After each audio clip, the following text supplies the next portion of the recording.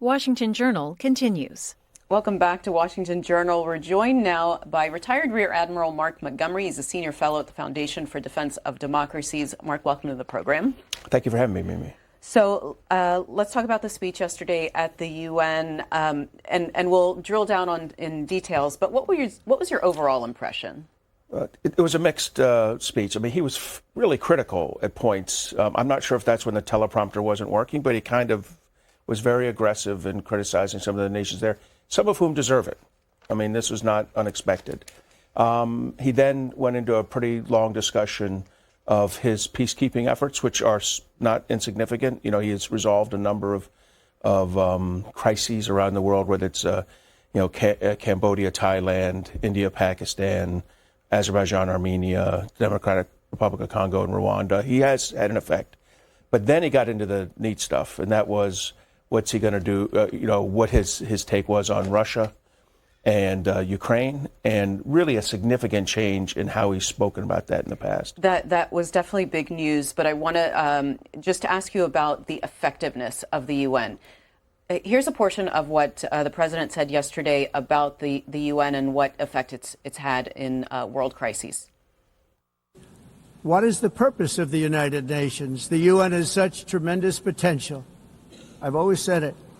It has such tremendous potential, but it's not even coming close to living up to that potential.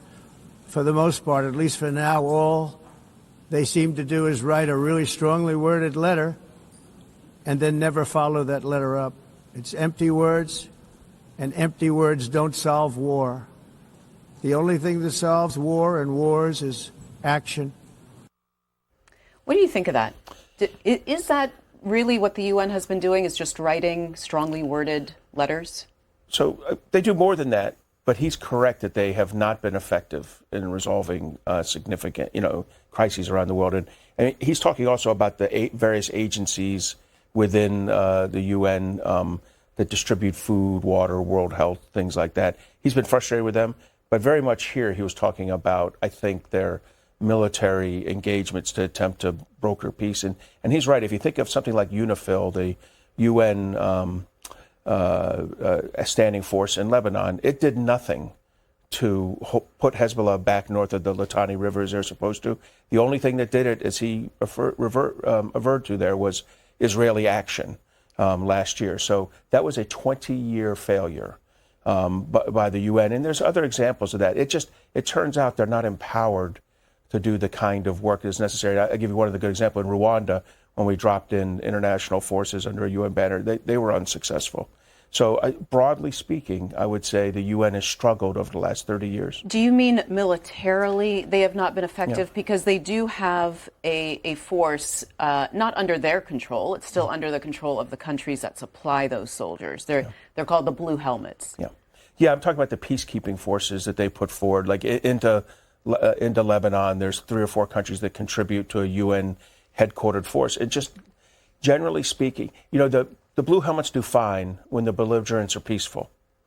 In other words, the Blue Helmets are able to monitor a peaceful, even if it's uncomfortable existence. What they can't do is properly control an escalating situation because they just aren't given the right types of forces and the right rules of engagement to do that kind of work. So would you advocate for a change in the rules of engagement to make them more effective? I mean, 2 choices here. One, you could do what we've done in the past, which is coalitions of the willing, like to remove Iraq from Kuwait, things like that.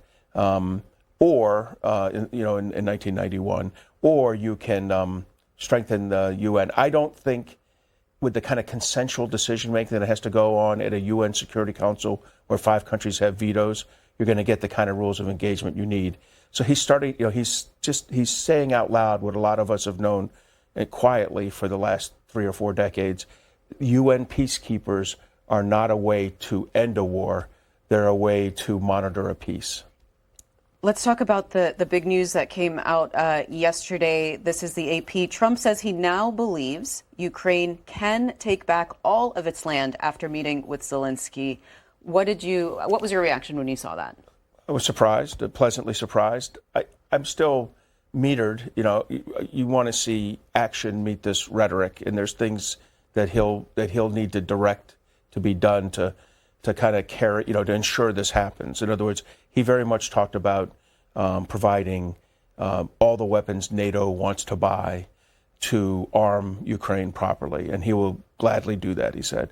We'll see if that really if the Department of Defense follows his lead on that. They have not followed him in everything he said over the last few months. So they've been more restrictive to Ukraine than the president has expressed publicly. So that's one thing. The second is he's right. He's right. Russia is a paper tiger.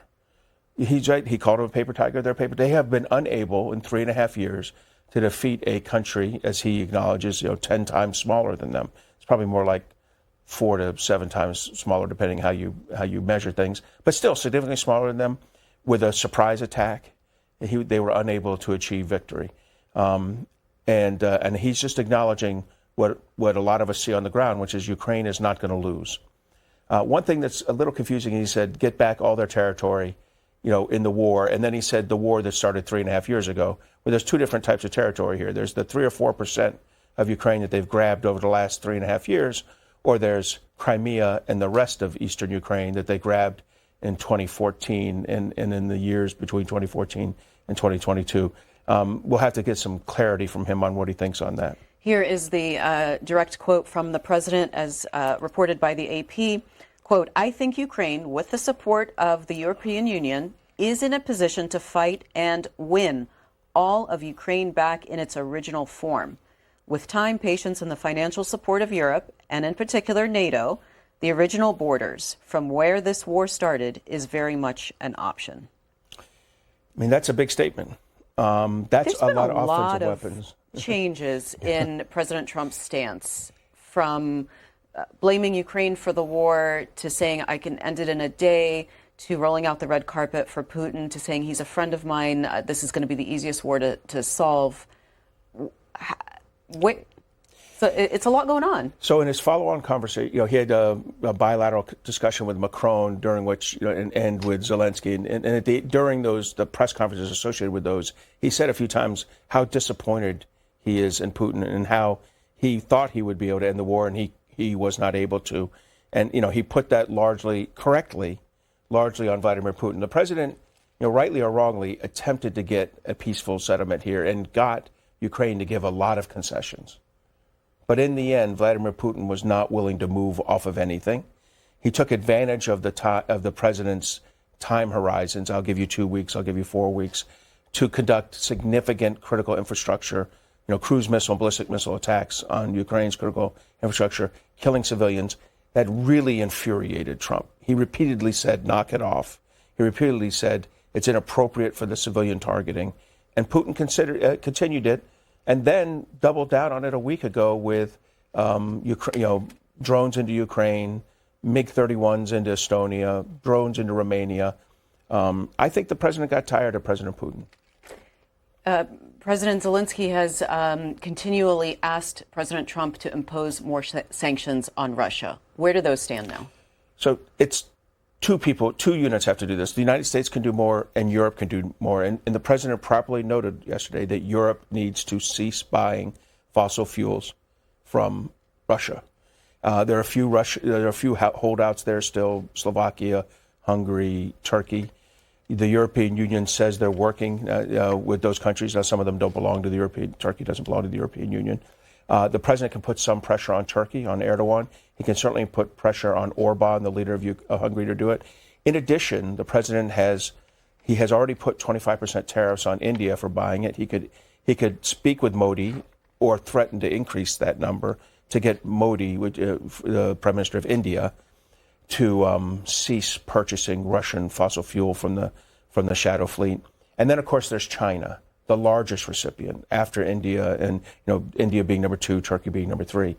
China, the largest recipient. The president could bring shadow fleet specific tariffs onto China. I don't think that will alter China's behavior, but that would be a strong signal to Europe that I am taking this seriously. You need to cut off every ounce of Russian fossil fuel.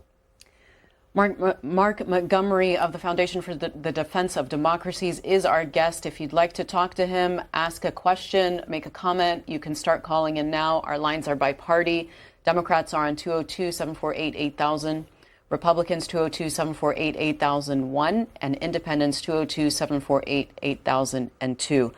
Let's talk about the war in Gaza. The president has criticized countries for recognizing a Palestinian state. Of course, he repeated the longstanding American policy of not recognizing a Palestinian state. But he said that that recognition rewards Hamas. Do you agree with that? Well, I am frustrated with these countries at this point in time recognizing the Palestinian state. You know, we've been only about 10 countries have recognized a Palestinian state over the last 20 years. You know, while we've been working through the Intifada and the various wars that Israel's had to fight against its neighbors. I think the proper thing now is to resolve the Hamas issue in Gaza, you know, to defeat Hamas, which is the natural, you know, if you're Israel after October 7th, I don't think there was a reasonable future in which Hamas could be left leading Gaza. And so I think it would have been better to allow that to resolve, begin the rebuilding of Gaza, and then make that kind of decision about what the future government looks like. I do appreciate that Prime Minister Starmer, when he was with the president 4 or 5 days ago, very explicitly said Hamas will have no leadership role will have no role in a future Gazan leadership of a Palestinian state or Gaza, and that's very important.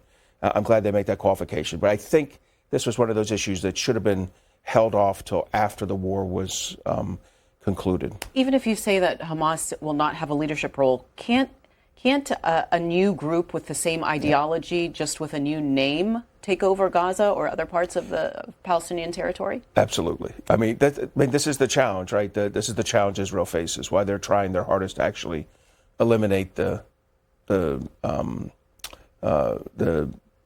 Hamas fighters, is because you're right. They can come back under another name in the future. And do you think that Israel can be effective militarily in destroying the ideology that gives birth to all those fighters that they're trying to kill? I think that's unlikely. I think the IDF, quietly, the Israeli Defense Force, thinks that too.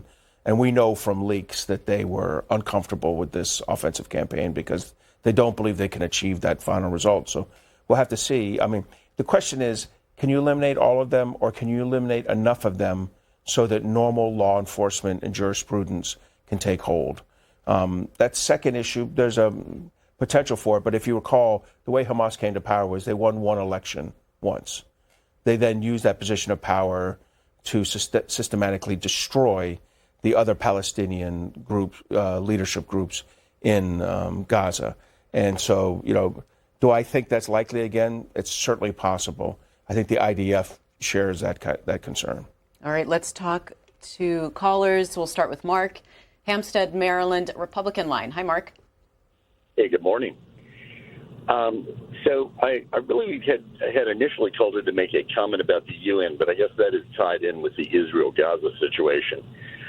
I'd like to point out that the UN is a globalist organization. Their mission is against nations having their own sovereignty. This is an organization that from 1972 to 1981 had an actual Nazi as their Secretary General, a man named Kurt Waldheim, who later on wasn't even allowed into the United States. This is an organization that takes money from people. They're involved in groups like the WEF, the World Economic Forum, people like George Soros. The UN actually funded the invasion we had here in the United States over the last 4 years under Joe Biden, all right, which, as far as I'm concerned, is treason. Let's get a response, Mark. Well, I mean, so there's a few facts in there and a few non-facts. I'd say the facts: Kurt Waldheim, you know, did have a kind of a sordid World War II past, and he's appropriate to point that out. And that was probably, 100% in hindsight, the wrong choice to be UN Secretary General. But I don't think the United Nations funded, a invasion of the United States. I think, the world economic condition drove people who desired jobs from South and Central America into the United States. Here's Terry, a Democrat in Knoxville, Tennessee. Hi, Terry. Hey, good morning, everyone. Good morning, Admiral. I'm a former U.S. Marine, and I've actually taken part in UN operations, and I've spent my entire adult life after the Marine Corps. I'm a former EOD technician, and so I've done a lot of landmine, IED, and UXO clearance around the world. And I do take issue with what the Admiral was saying about the blue helmets. For one thing, the UN doesn't have a massive naval force or air armada. So when troops from Bangladesh or Kenya or Slovakia get in trouble in these post-inactive conflict zones, they can't call up a fleet of B-2s to fly over and bomb whoever's attacking them. We saw that in Mogadishu. The UN was not fully supported in Somalia, and the Somali clans murdered 30-something Pakistani peacekeepers. So it's very easy to say, like at the Litani River, and the Admiral, I know you know this, there is no fleet waiting off the coast in the Mediterranean or air armada circling around Lebanon to protect those Bangladeshi or Slovakian peacekeepers. Now, it might be said, oh, yeah, after they all get killed, then NATO or the U.S. will fly in and avenge them. But it's very easy to blame the UN for these issues, but you're talking about a force that couldn't conquer Sri Lanka. So it's not fair to say the UN's peacekeeping forces are not putting in a great effort. All right. What do you think? Thanks. First, thank you for his service. And I'll say I didn't say that what I said was they don't have the right rules of engagement, and part of that has to be they don't have the right, offensive forces, which is exactly what he was referring to.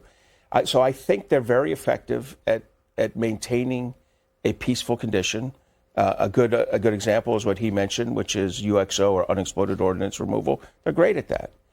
What they can't do is combat operations. In other words, impose a peace. And that's for the exact reasons he said and the exact reasons I said. So I don't think we're actually disagreeing. I think he's saying it in a different way, that that the United Nations is not the kind of force that imposes peace. The only time the UN did that was in Korea in the 1950s, and really, I think we all understand that was a U.S. force with UN support, and the South Korean forces. Since then, there really has not been that kind of offensively equipped UN force to do those kind of operations. Missouri City, Texas, Independent Line. Malik, you're on the air. How you doing?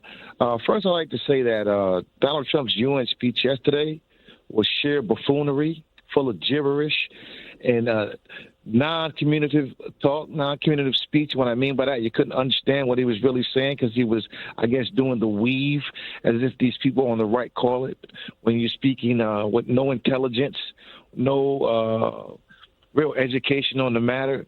The UN speech is supposed to be about spreading democracy and talking about the true freedoms around the world, yet he's talking about green energy. He doesn't even know what a fossil fuel is. People on the right don't know what a fossil fuel is. They think it just magically appears out of the ground and gets an infinite supply of oil. That is not true. The world needs an alternative to energy. Getting off being codependent on one source of energy is beautiful, not a failure as if Donald Trump would call it. He has no foreign policy. And there's no greater evidence of this than Donald Trump himself. All these conflicts he lies about that he claims he stopped. He can't even pronounce the names of the countries in which he has claimed to stop these conflicts. He can't name the leaders or the details of it. It's just something he repeats over and over again, and unintelligent people become his echo chamber. He is not intelligent at all. Let's talk about the 7 conflicts, Mark. Thanks. So first, I will say it appeared that his teleprompter failed to work, and we definitely saw in the beginning. Yeah, so we saw it did start working later. Yeah, we did see a little bit of I don't know what the weave is, but we saw a little bit of filibustering there as he spoke. Look, there is a reasonable. I think each of these conflicts he had a different role in. Some he had a minor role, like India, Pakistan. I think the U.S. made a couple phone calls, but a lot of other countries were working it, and the two countries did not want that. These are two nuclear-armed countries. they were not excited about that engagement working beyond an air-to-air engagement. Other ones like Armenia, Azerbaijan, that's a serious breakthrough. And the irony is it's predicated on an economic pipeline, a highway and pipeline that will benefit both countries. And I think, that's an area where he's pretty good at negotiating. So he gets bigger credit, but there wasn't active fighting going on either. So again, that's a different one. And then, Egypt and Ethiopia. Egypt, Ethiopia, Thailand, Cambodia. Again, we are in that case making a lot of the phone calls, and I think that's important. And in the Thailand, Cambodia one, I think we were important. And that thing was, for whatever reason, really causing a lot of civilian casualties. The random kind of artillery. And then finally, Democratic Republic of Congo, Rwanda, and the M20 in the rebel organization M23. He had a role to play. He had a pretty big role to play. So it's I agree that it's not. He didn't solve every problem himself. He solved some of them, and he participated in other ones. I think the president has a history of kind of accumulating everything into one big credit line. Here's Don, a Republican in Elk Grove Village, Illinois. Good morning, Don. Hi, yeah, thanks for having me. And I'd like to thank Mark for his service. And my dad was in the Navy World War II as a pharmacist mate. And anyways, there's a lot I could talk about, but I'm going to keep it basic. The BRICS alliance, they're out to undermine America and their economic influence, but I think it's more than that. See, people don't realize India had war games with China and Russia a few years ago. And Modi told Biden 2 visits ago that India will never be America's friend. Okay, and this BRICS is more like the Axis and the Allies of World War II. Now, I've been watching politics since '59. I was 5 years old when Khrushchev slammed his shoe onto the table, and I've been interested in those. And it's more of and also Clinton had Ukraine give up their weapons, which set the foundation for today. And Obama let Russia take Crimea. On the open mic, he says, if I get elected again, see what I can do for you. People don't understand what's going on. And Barry Goldwater, when Lyndon Johnson was going against Goldwater, they had the nuclear bomb going off saying, well, Goldwater gets in, we have a war. Well, no. The Vietnam War was escalated by the Democrats. Okay. What would you like to respond to there? So thanks. Well, first, I want to separate another acronym, CRINC, China, Russia, Iran, North Korea, from BRICS, Brazil, Russia, India, China, South Africa. So the axis of authoritarians is China, Russia, Iran, North Korea. These are 4 countries that are working actively to harm democracies around the world. All 4 of those countries are at war with Ukraine. Russia's obviously in the big fight. North Korea provided troops and 6 million rounds of ammunition. Iran provided Shahed drones. And China backstopped the Russian economy and provided the microelectronics so that the Russians could build cruise missiles and hypersonic missiles that are slamming Kiev and Odessa and Kharkiv every night. So all 4 of those countries are fighting Ukraine. That's the axis of authoritarians. BRICS is more of an economic agreement between those countries. India and China are not allies. India and China have had little glacier battles with each other every decade. They do not get along, and we do need to work hard to wedge India economically away from China and Russia as well, because that's opportunity for the United States businesses. They're the largest country in the world. They're a growing economy. So to me, the CRINC, the China, Russia, Iran, North Korea, we should be opposed to them in every way possible. With the BRICS, we need to pull these countries apart, particularly work with India.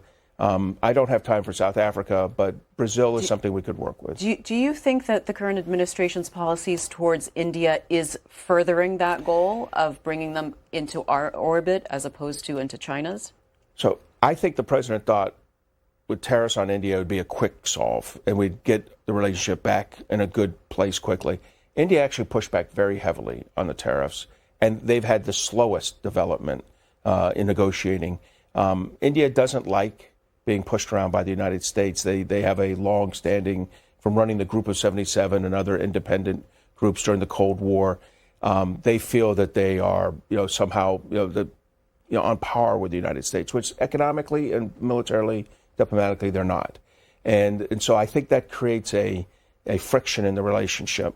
But I think over time, Prime Minister Modi and President Trump are friends. They get along.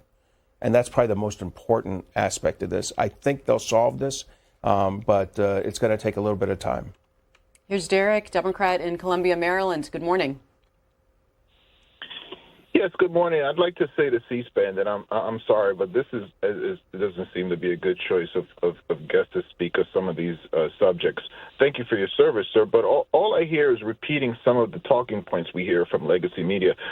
So we keep talking about what Russia has done or Russia is doing right now. But how about the guests talk about the NATO expansion to Russia's borders that we promised not to do? And albeit a verbal a promise or whatever you want to call it, but we made some assurances at some point in the 90s, but we don't hear that, and I'd like to guess to comment on that, and I'll take my response off the air. That's a point that's been made, and you're right. That's not talked about much in legacy media. But I'll also say that there isn't a treaty on that. There isn't an agreement on that. Russia did not. Russia under Putin since 2000 has become extremely belligerent towards the former Soviet republics and former Warsaw Pact. And I think as NATO looked out and they saw, again, NATO doesn't believe that they made an agreement to not expand out. I understand Foreign Minister Lavrov constantly says that, and that's the advantage of an autocracy. You can have the same person running your foreign policy for 26 years. And so that is not a fact. What is a fact is Russian pressure on the Baltic states, former Yugoslavia, Georgia, Azerbaijan, Armenia. And when it was appropriate, i.e. when it was contiguous to their land borders, NATO reached out to the Warsaw Pact countries and to the former Soviet republics and worked with them to enter, as democracies, to enter the NATO alliance. And I don't think NATO should be criticized for that. I think the original sin in this is Vladimir Putin and his belief in restoring a greater Russia. And that's what's caused these democracies to turn to NATO. Here's Brian, independent in Washington State. Hello, Brian. Good morning, Washington Journal. Mark, I'm really glad you're on the show this morning. I got three things that have been really bothering me. Number one is this Bagram airport take back that Trump's talking about. My understanding is that Putin put a reward up for our soldiers in the Middle East for a bounty on our soldiers put up by Putin. And the guys that collected the checks were the Taliban. So if you would comment on that, please. Also, the admiral, or not the admiral, but the guy that was running the ship during COVID over in the Pacific, he needed to get his healthy sailors off the ship and get them on land, and Trump fired him for making an issue of sick sailors on a ship and healthy ones and trying to do the smart thing. And the third thing is, oh my gosh, I'm going to look carried away here, but bottom line is the admiral that was fired by Trump, what's his current status? Did the Taliban collect checks from Putin for killing our soldiers in the battlefield? Okay. And I'm waiting. I'll take your answer off there. Thanks. Okay. Thanks. Look, I think the Bagram airfield is a bit of a Hail Mary. I don't think that will happen. I think Trump 2025 needs to go back to Trump 2019 and tell his negotiator Zalmay Khalilzad not to negotiate away, not to say that we would be leaving completely. That's the first I'd heard him say that his negotiating position was to stay. I actually think that was the right position. We should have held Bagram. I was our lead war planner in the Indo-Pacific. I'd like nothing better than to have a major airfield with US F-35s on the opposite side of China, from the Western Pacific. In the middle of Afghanistan. In the middle of Afghanistan. That would have been a wonderful pressure point. We negotiated away between President Trump and President Biden we gave that away. And I think the departure from Bagram sealed the catastrophic collapse of Afghanistan in a way. I think the military officers warned President Biden about that. They did not get through. They didn't do the right thing, which is probably resign when the president wouldn't listen to them. As a result, we got the condition we're in, a horrific, chaotic withdrawal from Afghanistan and the loss of that airfield. It's not coming back. As for the carrier captain in the COVID case, I think the caller's probably right that there was an overreaction to his emails where he was responsibly trying to take care of his sailors. Can you just give us an idea of what was going on? It was the captain of the aircraft carrier was trying to get assistance in moving members with COVID off the ship. I think it was in Guam, to a facility, to barracks, so that COVID didn't spread throughout the ship. When he didn't get good support, he emailed up the chain of command. That email leaked. I think there's probably a reasonable suspicion that he was involved in the leaking of it, and he was fired. I think that was inappropriate. I think probably his frustration, he was doing what we want ship commanding officers to do: take care of their personnel, take care of the men and women under their command. And the third thing, I think he's talking about the firing of the Chief of Naval Operations, Admiral Lisa Franchetti, by Pete Hegseth about 6 months ago or 5 months ago, completely inappropriate. I know her personally. She's a fantastic kick-butt Navy officer in all ways possible. Had succeeded in the Navy. She was the Chief of Naval Operations because she was the best 3 or 4-star admiral to be Chief of Naval Operations, not because she was a woman. I think Secretary Hegseth, he's written pretty extensively on his feeling about women in combat, women in the military, and I think that colored his vision on this, and he fired her without any explanation. Let's talk to Al, Silver Spring, Maryland, Republican line. Hi, Al, you're on the air. I have a question about India and China.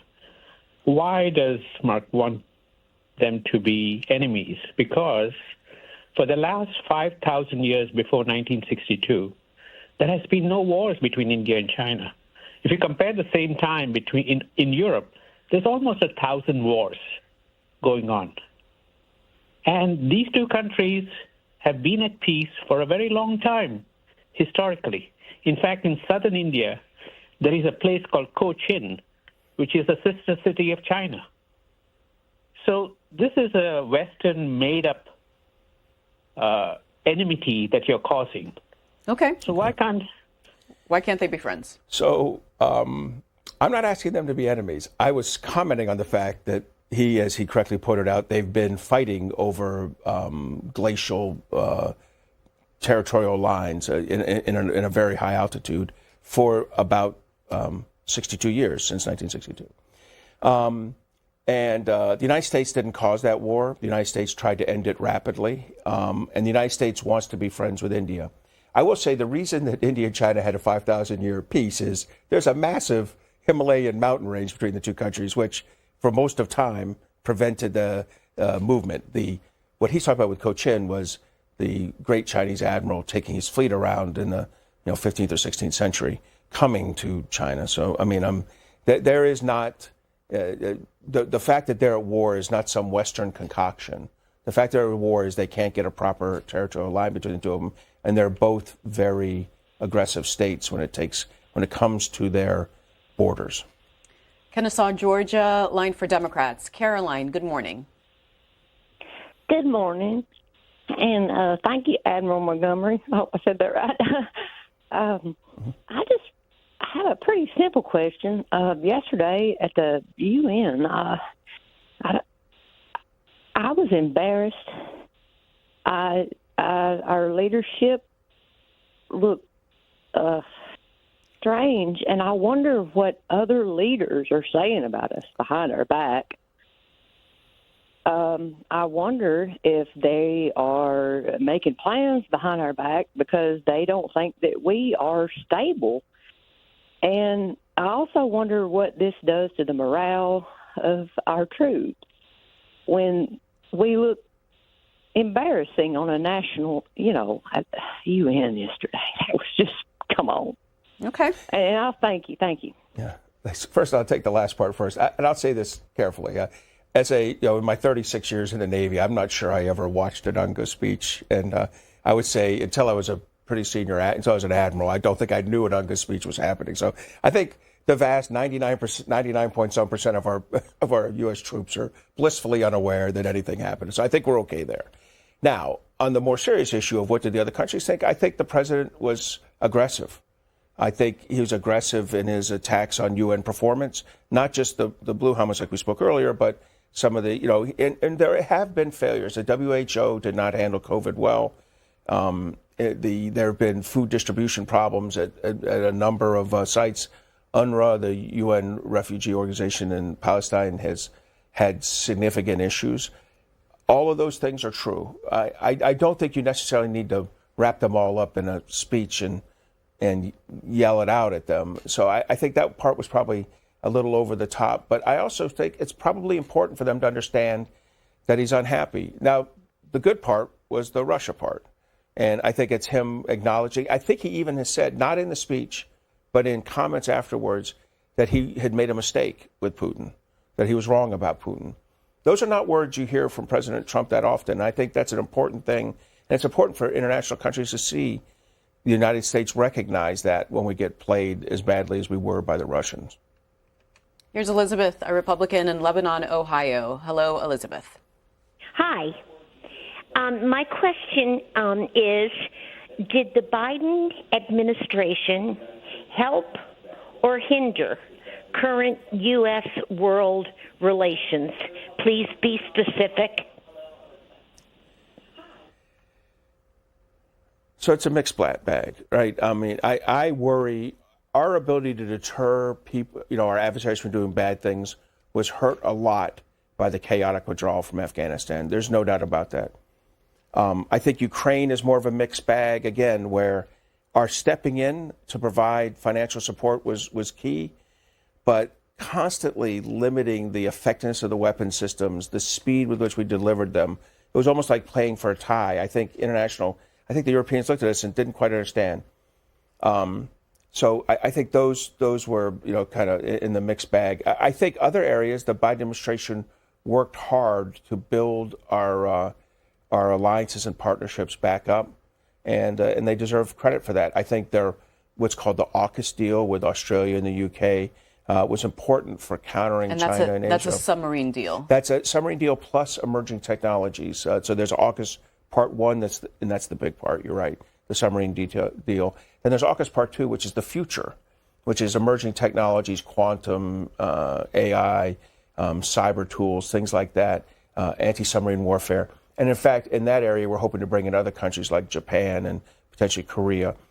That AUKUS deal was important. And so you have to give them credit for things. And like any administration, there's ups and downs. And President Trump has said he will continue and abide by that AUKUS deal. Again, this is one of those weird issues. He has. With Keir Starmer, he said that pretty clearly in Canada. And then his Undersecretary of Defense, like a mid-level appointee in the Department of Defense, announces, I'm going to do an AUKUS review. I checked with the president. I think he made a pretty clear ruling, but this is what our allies have to deal with right now. Like, are you going to listen to what the president said? Admittedly, not with a piece of paper, just verbally, but in front of the press. Or are you going to participate in a review about the long-term sustainability of a program with some mid-level bureaucrat? All right, one more call. Ruben, Raleigh, North Carolina, independent. Good morning, Ruben. Hey, I got a question for you about the situation down in Venezuela and Afghanistan. The United States, 5 years ago, the United States withdrew from Afghanistan. They left a lot of soldiers. They brought a lot of soldiers up out of there, and then a year later, they ran out of there.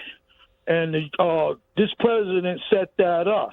And now in Venezuela, fast forward 5 years later, they're down in Venezuela accusing these people of selling and trafficking in drugs when the drugs come from Colombia. And what's your objective in both of those theaters? Because you don't have one. You don't even. So I'm going to take that as what's President Trump's objective, not mine. But so I'll say for Afghanistan, I mentioned this earlier. Look, President Trump started the negotiations. But the final decision and the chaotic withdrawal 100% sits with President Biden.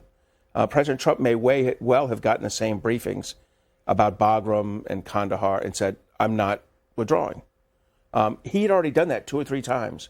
He had backed out of aggressive withdrawal maneuvers in Afghanistan. So in fairness to President Trump, I do not put the withdrawal from Afghanistan on him.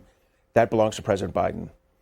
Venezuela, I think that's a true point, that the biggest drug problems in South America and Central America are not coming from Venezuela.